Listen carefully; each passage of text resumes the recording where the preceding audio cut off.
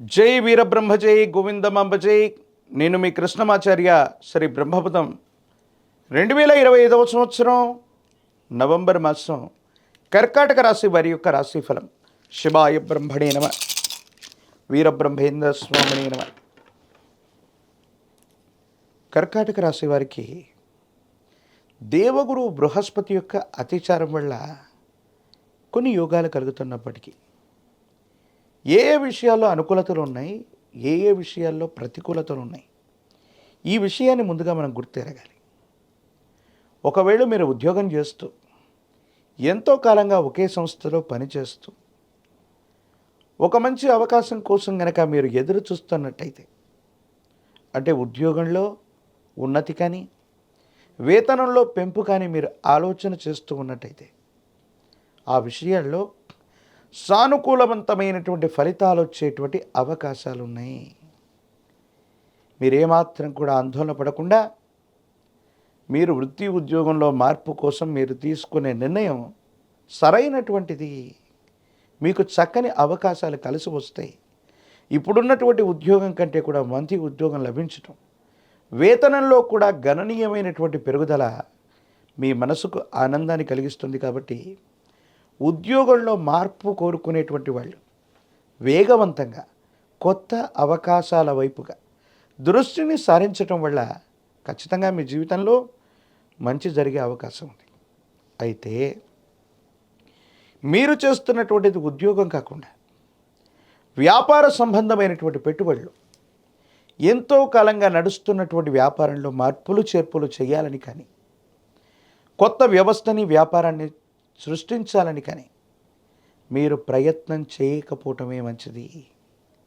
కొన్ని విషయాల్లో ఇబ్బందులు కలుగుతాయి, మానసికమైనటువంటి సంఘర్షణ కలిగే అవకాశం ఉంది.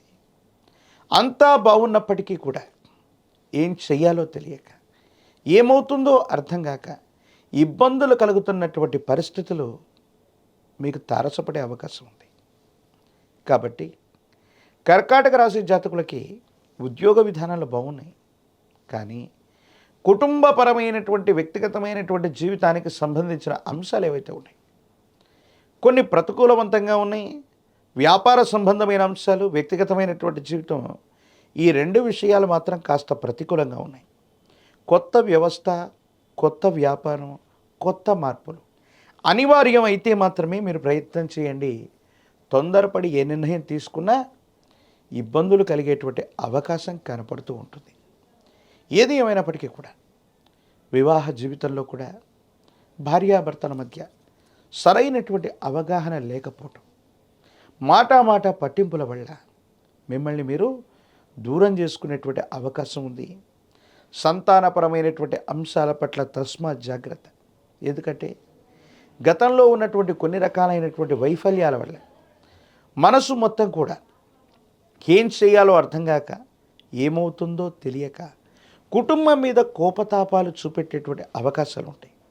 వీటి వల్ల మానసికమైనటువంటి అశాంతితో పాటుగా సంతానపరమైనటువంటి అంశాలు కూడా మిమ్మల్ని ఇబ్బంది కలిగించేటువంటి అవకాశం ఉంది.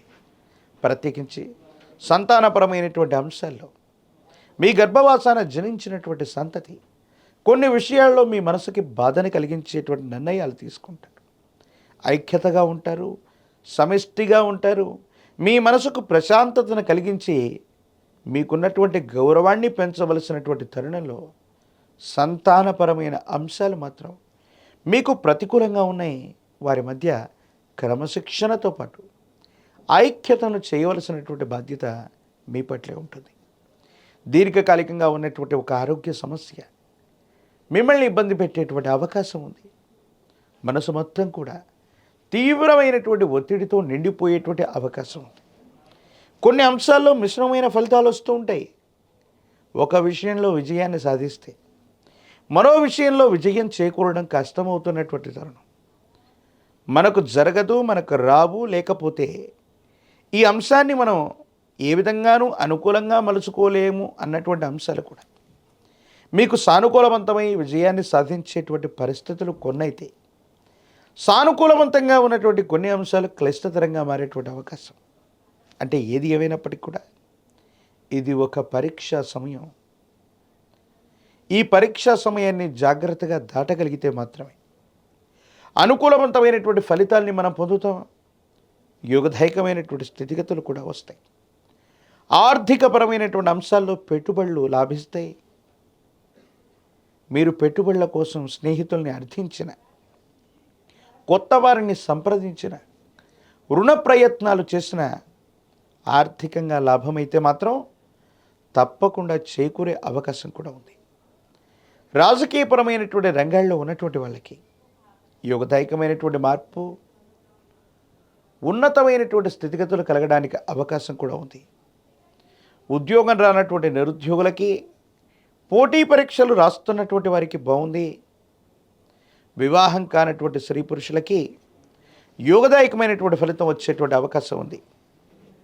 ఈ రాశి జాతకులు మరిన్ని సానుకూలవంతమైనటువంటి ఫలితాలు పొందడానికి కాను గ్రామదేవతా స్వరూపాలైనటువంటి అమ్మవార్లకి 108 నిమ్మఫలాల మాలని, పాల పొంగళ్ళని అందించటం వల్ల అనుకూలవంతమైనటువంటి మార్పు కలుగుతుంది.